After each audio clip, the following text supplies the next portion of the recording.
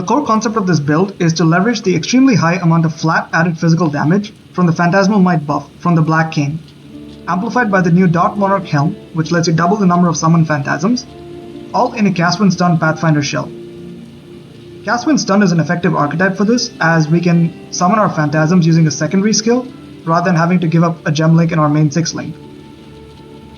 This league, we also have a new way of enabling Cast When Stunned that has not really been feasible before, and this has some unique advantages, especially on a Pathfinder. Despite being a Cast When Stunned build, this is built quite differently from the traditional Chieftain Ignite approach, including the way we set up our Cast When Stunned, as well as the skills we use.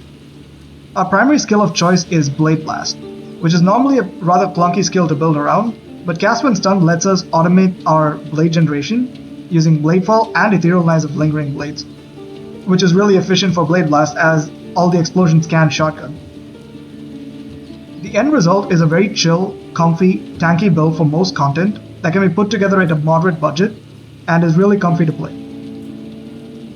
Okay, let's start with the basics. The Phantasmal Might is a buff from the Black Cane Royal Scepter, which grants you added spell physical damage based on the gem level of the phantasm as well as the number of phantasms that you have summoned. A level 21 summon phantasm grants you a total of 11 phantasms, which is then doubled by the Dark Monarch for a total of 22 summon phantasms. At maximum phantasms, this results in roughly around 1.2k added spell physical damage that is globally applied to every spell. This is then further scaled by Fizz's extra chaos modifiers, notably from the Ming's Heart, as well as a few other crafted modifiers and the tree. This results in roughly 90% physical as extra chaos damage, nearly doubling our total added damage. This results in a total added damage of around 2.3k. To put this into context, this is roughly the added damage from Archmage with around 13.5k mana. And this combination of Fizz and chaos damage is perfect for us, as both physical and chaos damage can contribute to poison magnitude, which is perfect for us as we are a Pathfinder scaling poison. Okay, the next part of the equation is, how do we actually summon our phantasms and how do we maintain them? There are two scenarios in which a phantasm can get summoned. The first is when a supported skill lands a killing blow, or when the supported skill hits a rare or unique enemy. Now, we actually have two skills we use to summon our phantasms. The first one is Tornado of Elemental Turbulence, and the second one is Bladefall of Torthus, both linked to Cast When Stunned. Now, of course, Cast When Stunned does not affect Bladefall of Torthus, but it still summons our phantasms.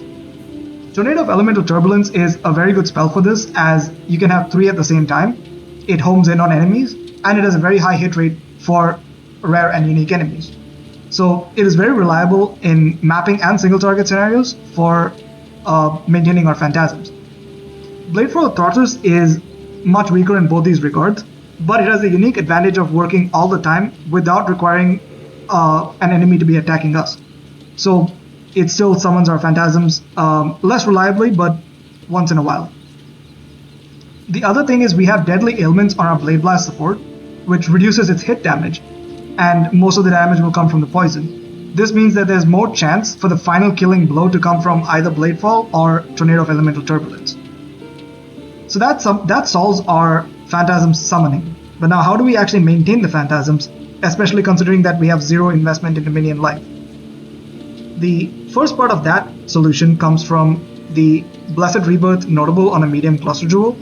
This means that any phantasms that were summoned in the last 4 seconds cannot be killed, giving us a minimum 4-second uptime for our phantasms. The next part of the equation comes from this modifier on the flask, granting 194% of life recovery to minions. This modifier is really powerful as we already have an incredibly fast life flask, and this recovery will also apply to your minions, basically meaning that unless they get one shot, they have incredible life recovery. Now this modifier is also bugged to apply to mercenaries. This is 100% a bug since mercenaries are not minions, but for some reason it still applies to them. So you have the added bonus of your mercenaries also getting a ridiculous amount of life recovery. And this solves how we summon and maintain our phantasms. Okay, so how do we actually enable Cast When Stunned? Most builds run the Valerium Ring, which sets your stun threshold to be based on energy shield instead of life, and then you keep a low enough energy shield to basically get stunned all the time. However, this league, we have a new method of enabling Cast When Stunned that was not really feasible in prior leagues. Skyforth is a pair of boots that sets your stun threshold to be based on 500% of your mana instead of life. And using Skyforth to enable Cast When Stunned is not new. In fact, I used it in my previous version of the build last league. However, the catch with Skyforth is until now you were forced to run blood magic to set your mana to 0 in order to enable Cast When Stunned. However, this league we have a new amulet, the Whispers of Infinity. Now, this is a very meta amulet, it's used on a lot of builds. However, there's one very interesting line. 60% reduced maximum mana, can roll up to 60%, and this can be scaled by life and mana catalysts as well. We also have a pair of gloves, the Nexus gloves. This is a unique base that you can find from Ritual, and Nexus gloves have a implicit 30% reduced maximum mana. When you combine the reduced maximum mana from the Whispers of Infinity and the Nexus gloves, you can hit a very low maximum mana, around 95 to 99% reduced maximum mana. And as you can see, my mana is really low, it's only 16. And this is a low enough threshold to enable Cast When Stunned without having to use blood magic. And the key advantage of this is that this lets us still use our entire mana pool for reservation, which is not possible if you were to use blood magic. And this interaction can actually be further enhanced using Runegraft of the Bound. This has 20% reduced bonuses gained from equipped boots and 20% increased bonuses gained from equipped gloves. What that means for us is the 500% of mana instead of life for the stun threshold turns into 400% of mana instead of life, which makes it easier to get stunned. At the same time, the 30% reduced maximum mana from the Nexus gloves goes up to 36% reduced maximum mana, which makes it easier to hit the 95 to 99% reduced maximum mana that we need. At the same time, all the resistances and life and everything else that we have on the gloves also get scaled up. So it's a really powerful interaction. This has a lot of unique implications on a lot of other builds as well. And the other main advantage of using our mana pool for reserving instead of life, there's a unique advantage on Pathfinder specifically, which is Petrified Blood. So Petrified Blood, on most Chieftain builds, for example, you cannot take advantage of the upper half of your life pool because Petrified Blood prevents recovery above half. However, the only way to get around that is using Life Flasks, which is how Pathfinder does its recovery. Which is also why we're not affected by the no life regen, because life recovery from Flask is not life regeneration. What this means for Petrified Blood is that we can still use our entire life pool for, well, life, and we still have the benefits of Petrified Blood since we don't have to reserve anything on life. This also means that Progenesis is no longer mandatory, unlike my previous iteration of the build. It's still really strong, but it's no longer mandatory. In fact, I was running without Progenesis until I could afford one, since you just need Petrified Blood alone to enable Cast When Stunned. Really powerful interaction, something new, something novel that's only started to be possible this league, and it's really cool. Okay, I want to talk about why we use Blade Blast as our primary skill in this build. And the primary reason, as I mentioned, is since we're a Cast When Stunned build, we can trigger multiple spells at the same time. We actually use Bladefall and Ethereal Knives of Lingering Blades, as well as Bladefall of Trothus, to generate blades for Blade Blast. Optionally, we can also run a Bladecaster Mercenary who can also generate Lingering Blades for us to blow up. Basically, this shell gives us a lot of blade generations and automatically. The other really interesting interaction here, and this is a really powerful interaction, comes with Ethereal Knives and Returning Projectiles. So let me just demonstrate that. Okay, so Ethereal Knives of Lingering Blades shoots out some blades and they all return back to where you stand. So what ends up happening is all these blades land at your feet. So when you blow them up with Blade Blast, they all shotgun at your feet. So if you're standing right on top of the boss, all of these blades from Lingering Blades, from Ethereal Knives, will shotgun on top of the boss, which gives us incredible shotgun potential. And that's not even including all the blades we have from the Bladefall, the Bladefall of Throtters, and the Mercenary. So Blade Blast is an incredibly powerful skill in this setup, since it gives us really good overlapping single target damage, as well as excellent clear from all the other blades as well. It's a really powerful interaction, and which is why we're using Blade Blast. And on top of that, it's also a base physical spell, which works incredibly well with all the Fizz as extra chaos as well. So incredibly powerful interaction. Okay, so before we jump into the detailed gearing section, I want to talk about another core part of this build, and that is the Supreme Ostentation Keystone. This keystone comes from a Elegant Hubris with Gaspero, and basically what this keystone does is it lets you ignore attribute requirements, but also gain no inherent bonuses from attributes. Ignoring attribute requirements is very important for us, as we have a lot of attributes we need, like the helmet requires 224 int, Petrified Blood requires around 155 strength, and of course we need dexterity for all the Blade Blast and all the other skills as well. We need a lot of attributes, and that makes it very constraining on gearing. Supreme Ostentation removes all of these requirements, which is very good for us. Gain no inherent bonuses from attributes is also actually really good for us, because Intelligence gives us flat mana, which we don't want. Granted, most of it is being lost from the reduced maximum mana, but still helps a little bit. And the other part is Dexterity gives increased evasion, which we don't want as well. Since we have so low evasion, we actually don't need to take Iron Reflexes. It saves us a skill point. So the Supreme Ostentation very conveniently removes the benefits from the attributes, in our case, which is good for us. And removing attribute requirements actually has a lot of implications to the rest of our gearing, which I'll get to in the gearing section, but I do wanted to start out by mentioning how powerful Supreme Ostentation is for this build. Additionally, it also lets us freely tattoo our entire tree. Most importantly, Intelligence notes for 5% chance to poison, which is how we cap our poison chance. So yeah, once again, this is a very core part of the build. This is what makes this build function. So yeah, just thought I'd start with that. Supreme Ostentation removing attribute requirements opens up a new option for our chest, something that is not typically available to most builds, and that's Blunderbore. Normally, most builds cannot use this as it has an extremely high strength requirement. However, since we no longer have any attribute requirements, we can freely equip it. Blunderbore is uniquely powerful in this build, as the Lesser Brutal Shrine and Lesser Massive Shrine gives you increased damage, area of effect, and life. The increased life from the Lesser Massive Shrine is not considered a life modifier, which lets us fully benefit from the life mastery that says 15% increased maximum life if there are no life modifiers on equipped body armor. So we still gain the benefits of this while also gaining the benefits from the Massive Shrine.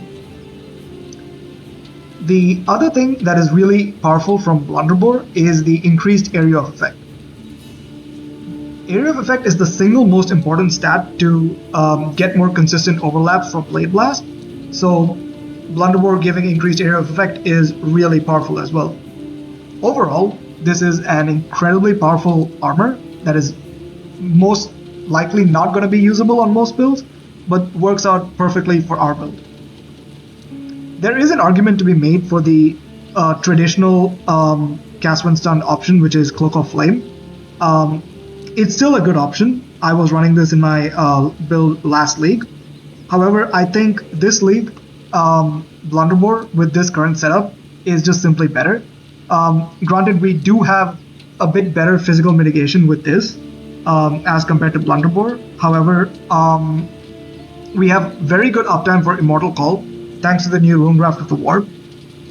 So while we have Immortal Call up, we actually have better physical mitigation with Blunderbore than with Cloak of Flame.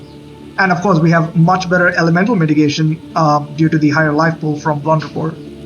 And all of this is not even taking into account any of the shrine scaling from Atlas passives. I picked Blunderbore in a vacuum without considering any bonuses from Atlas trees. So you can take this to any content where you're not in a map, like you can take it into simulacrums or anywhere else you need, and it still works perfectly fine. It is not dependent on the Atlas shrine buffs. That being said, that is an extra access that you have to scale your damage and defenses in mapping scenarios. So it's really fun. That's why I prefer that over Cloak of Flame. Okay, let's jump into the POB. I've already mentioned how Supreme Ostentation is a core part of our build. It's what allows us to ignore our attribute requirements and use all our gear. There's something else really powerful about the Elegant Hubris, the Timeless Jewels. What it does is it converts all the nodes nearby into really powerful nodes, but then they're balanced by the fact that all the travel nodes to it turn into useless just travel nodes.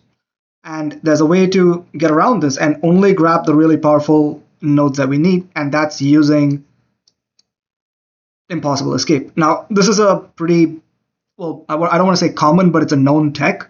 It's really powerful, provided you have a good seed.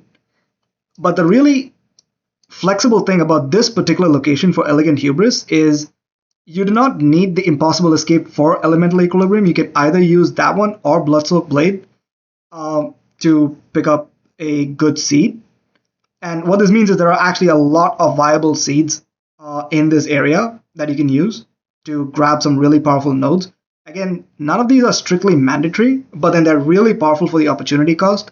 So I highly recommend using an Impossible Escape. In my case, what my seed gives me is it gives me 80% physical damage. Well, actually 160 because I have two such nodes. So 160% increased physical damage, which is a lot if you think about how much we're scaling physical damage. 10% increased maximum life, as well as 1 endurance charge every second if you've been hit recently.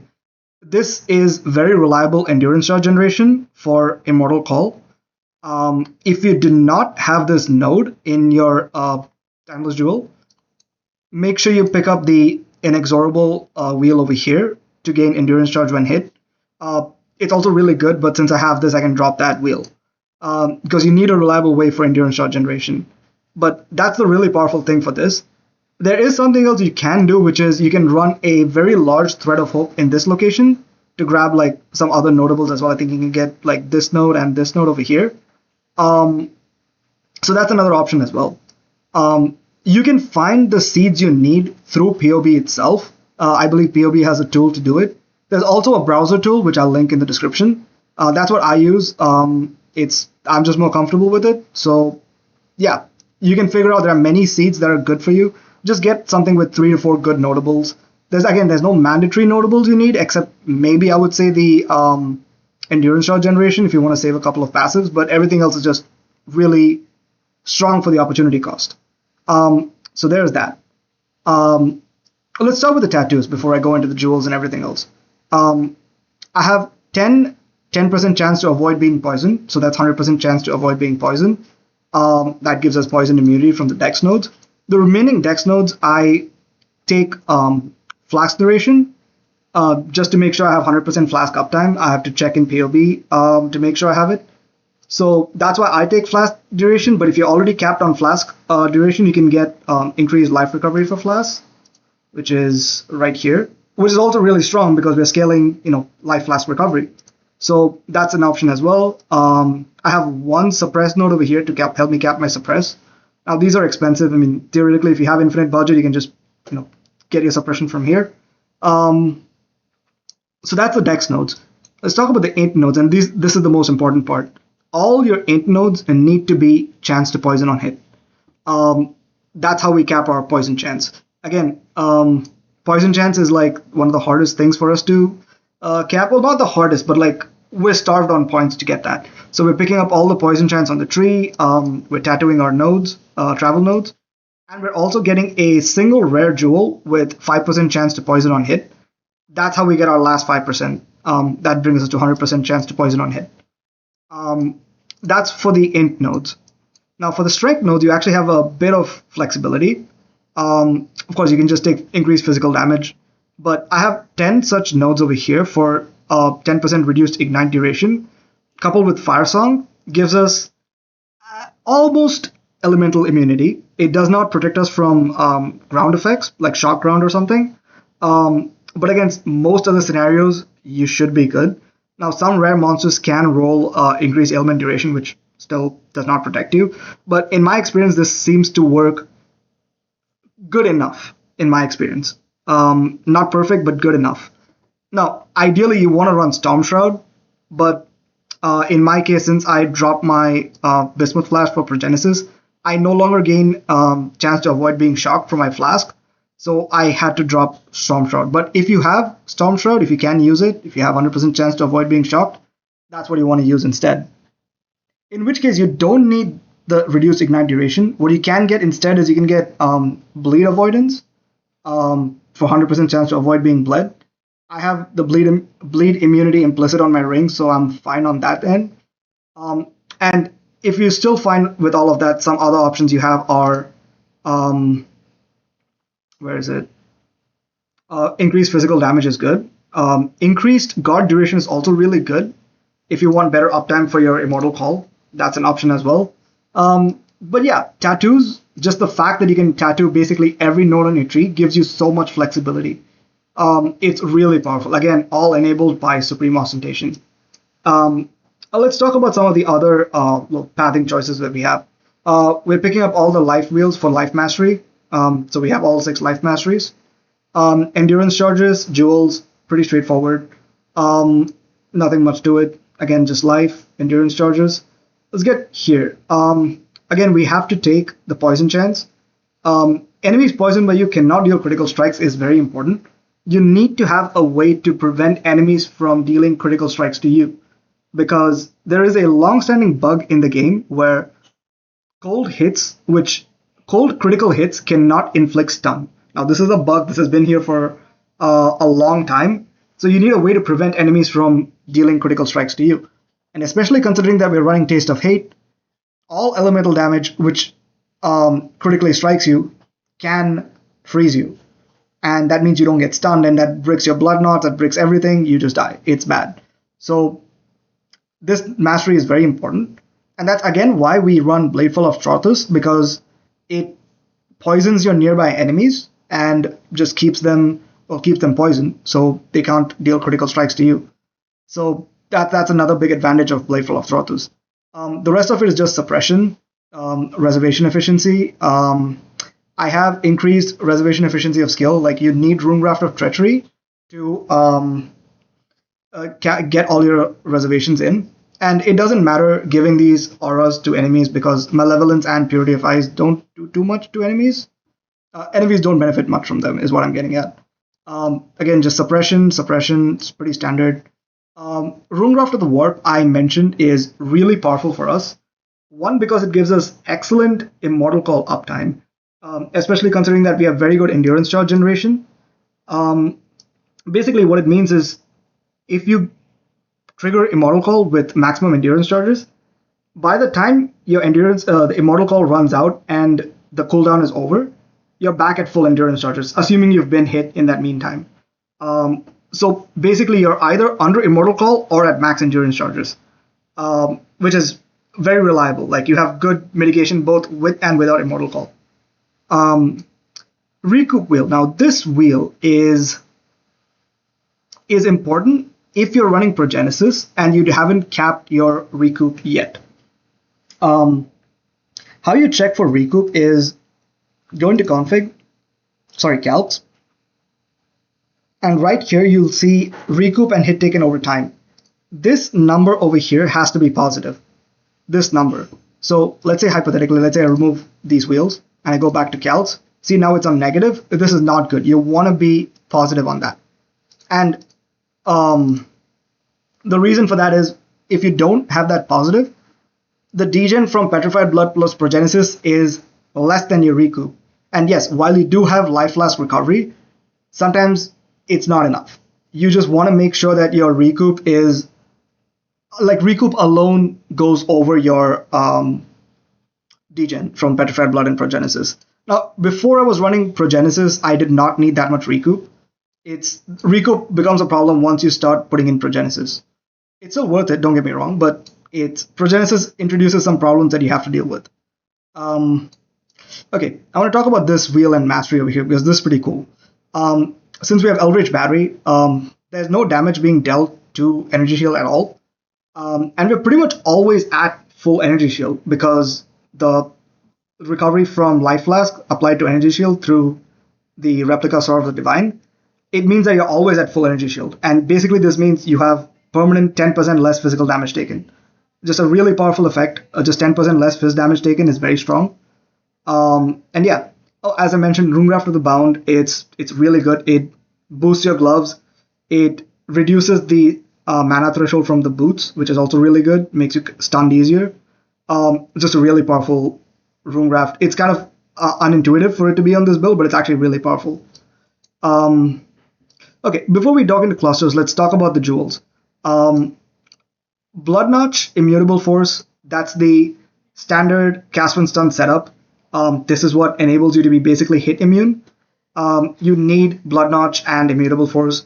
The roll on Immutable Force doesn't matter too much. If you have one with a good corruption, do use that instead. Blood Notch, if you're running only Petrified Blood without Progenesis, you want a 60% roll, you want a max roll. But otherwise, it's fine. And yeah, so Blood Notch, Immutable Force, standard Cast When Stunned setup, the usual. I want to talk about Watcher's Eye because this is important.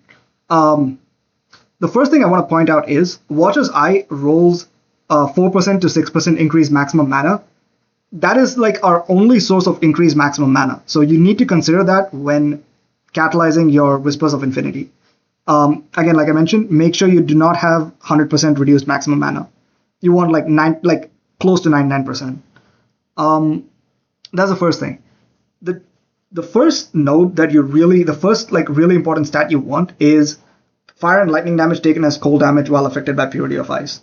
We're running Taste of Hate. We're scaling max cold res, and combined with Taste of Hate and this mod, you basically have a close to pseudo melding effect, where like you're increasing your max cold res, but then that's also increasing your max fire res and lightning, so your max fire hit and maximum lightning hit, without raising their own max res. So it's a really powerful thing. That's the first node I would say is mandatory. And you want at least one or two other good nodes like for malevolence. In particular, I want to point out the increased recovery rate of life and energy shield. This node is really powerful because increased recovery rate it's a global stat that applies to all recovery rate that is both recoup and flasks. And this is a very rare stat to get.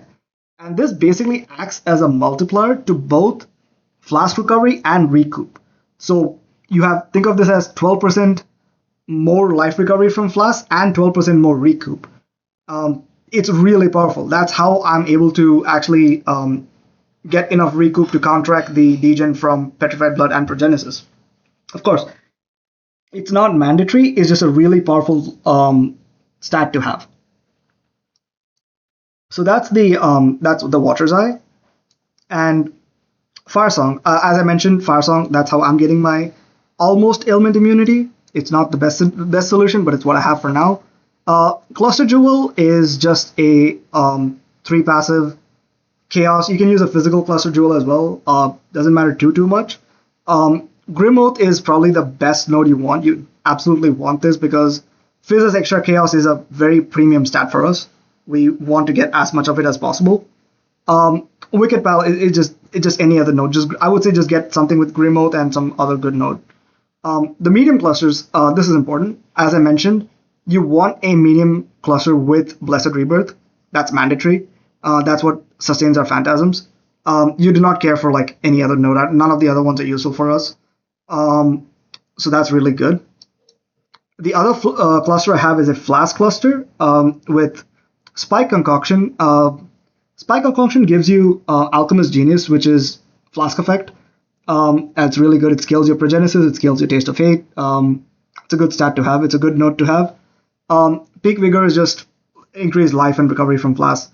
You don't need this one. You can get basically any good node. But yeah, that's the medium cluster jewel. I just want to make a quick note over here for megalomaniacs. I don't want to put megalomaniacs here because one, I really value my jewel sockets. We're very starved on that. And at the same time, it makes it harder to replicate. If I get like a very good megalomaniac, you can't really replicate it. So I just try not to use it. But if you do find one, by all means, do use it. They're good. I'm not doing it for this guide. Everything else is pretty standard. Nothing else, and that covers the tree. I want to go over the config real quick. So, as for the pantheons, Soul of Lunaris is it's in my opinion the best pantheon. Increased physical damage reduction is really good since you're going to be surrounded by enemies. You actually do not want to take the 10% chance to avoid projectiles and avoid projectiles that have chained. You basically want to get hit. So make sure you only pick up the Soul of Lunaris and only Fragment of Winter. Fragment of Winter is really good, just 6% reduced elemental damage taken pretty much always because you've taken a hit recently. That's my choice for Major Pantheon. Make sure you do not take Soul of the Brine King because that you just cannot get stunned anymore, and that breaks your Blood Nars, that breaks your Cast When Stunned, it breaks everything. Yeah, to make sure you don't pick Brine King. For Minor God, I like Soul of Gruthkul. It's 5% PDR. You're going to be hit more than 5 times recently, so it's good. You actually do not want to pick the enemies that have hit you with an attack recently have reduced attack speed. Because again, if they have reduced attack speed, means you get hit less, and that means less DPS. So again, just don't even bother getting the upgrade. We are always at full energy shield, as I explained. We actually have kind of reliable power charge generation from Skyforth, but that's kind of useless. It doesn't really matter, but we do. Endurance charge generation, I get from my Timeless Jewel. If you don't, make sure you pick up the Inexorable Wheel. Alchemist Genius, Flask, everything is standard. Flesh and Stone, obviously just make sure you're in Sand Stance. I want to talk about the custom modifiers over here. This 50% increased effect of shrine buffs is from the Atlas tree. By default, I have it disabled, but if you're running any map content and you're picking up the increased shrine effect from the Atlas, just put this back in. And if you can see, I've actually not put anything related to my mercenaries in here. That's because I'm trying to keep this as mercenary independent as possible. This build is pretty, like of course mercenaries do buff this build, but this build still functions without them. And of course, depending on what kind of mercenaries that you're running and what you're choosing to do, you can add your own configs in here. But right now, this is just baseline config that I have. That goes over all of the configs. I'll just tell you a few other things to watch out for in the calc section. As I mentioned, recoup and hit taken over time. Make sure that this number is positive. Go to your flasks and make sure that you have 100% flask uptime. You'll see two numbers. You'll see flask uptime and average flask uptime. Make sure that your average flask uptime is 100%. If it's 100%, that wouldn't even show up in this option for all your flasks. So that's really important. If you're running Storm Shroud, I'm not, but if you're running Storm Shroud, make sure you have 100% chance to avoid being shocked. But yeah, that covers up all the stuff to watch out for in the POB. I have not really configured it for DPS at all because I don't think DPS is a meaningful stat for this build, for this kind of build, because your DPS is going to depend on your enemy's attack speed. It's really hard to estimate what DPS even is for a build like this. But that pretty much covers the configs. And yeah. Okay, so I know I mentioned that this build is pretty mercenary independent, but I thought I'd just still talk about the mercenary setup that I'm currently running. I will say that mercenaries are probably like the least optimized part of this build. It's not very optimized at all. There's a lot of stuff you can improve. But I just want to talk about my current setup. I'm running a Bladecaster, and Bladecasters are cool because they can generate blades that can also be blown up by a blade blast. My guy gives me aspect of the spider as well, so just makes enemies take a little bit more damage. The boots give me energy shield when they are hit, so it gives my mercenaries a bit of ES recovery. Asthma's Gentle Touch is my curse application, so it curses them with Despair and Temporal Chains, and also gives them Explodes. I'm running Beano's Kitchen Knife, which gives your mercenaries also Prolif, Poison Prolif. So if they get a kill from a hit, you still get they still proliferate the poison on the enemy. So it's good for an extra layer of proliferation. Garb of the Ephemeral prevents nearby enemies from dealing critical strikes. It feels kind of redundant to run them with the Poison Mastery, but it's just an extra layer of crit protection, and you really want to make sure that enemies don't crit you. Technically speaking, you could drop this. I'm just running it for now. Just some resistances. That's why I'm running the ring. Again, shield is literally nothing but resistances. That's all. Lyricast is just some slightly more damage. I want to talk about the Amulet Extractor Mentis. I don't even have an anoint on it. I'm just running an additional curse. This amulet gives 5% chance to grant onslaught to nearby enemies on kill. This is the only way to actually give onslaught to your enemies, and this is a good thing because if enemies have onslaught, they have faster attack and cast speed, so they hit you more often, and therefore you can trigger Cast When Stunned more often. So I don't know how good it is. Once in a while you get like a bit more DPS. That's it. It's just a cool option. You can probably run Defiance or something. It's probably much better. The last ring I have is Squirming Terror. This creates a worm every 2 seconds, and what the worm does is, one is an extra enemy that you can potentially kill to trigger your phantasm, and the other thing is it forces the Bladecaster to actually cast Bladefall even when there's no nearby enemies. So it's pretty neat for that. Count Binding it's just making nearby enemies convert some fizz to fire. Basically gives you some fizz mitigation. This does not stack with your fizz taken ass, just so you know. That's my mercenary setup. Again, it's very unoptimized. I don't even think I'm res capped. Yeah, like I'm not even res capped. It doesn't matter because you're so tanky, because this flask modifier still applies to mercenaries. It's a bug, but it works out in our favor. So they have ridiculous life regen. Unless they get one shot, they're not dying, basically. But they still do die. I don't take them to uber bosses because they don't really last in those ones. But yeah, that's the mercenary setup. Again, very unoptimized. Nothing is in the POV. Find an option, do what works for you. You don't have to follow this. Just do what you want to do with it. That's the mercenaries. If you made it this far into the video, thanks for watching. This build has been a blast to put together. It's really fun figuring out all the little interactions. It had a lot of cool tech in it. Despite being a Cast When Stunned build, it still uses a lot of off-meta skills. We trigger our Cast When Stunned in a really unique way. If you're a fan of Cast When Stunned, if you like chill, comfy playstyles, I highly recommend giving this a shot. It's really tanky. It's a moderate budget, especially given the current time of the league. You can probably put all of this together in like 100 to 150 divines. It's a blast to play. It's really comfy, and yeah, I highly recommend giving this a shot. And I hope you guys try out the build. Thank you.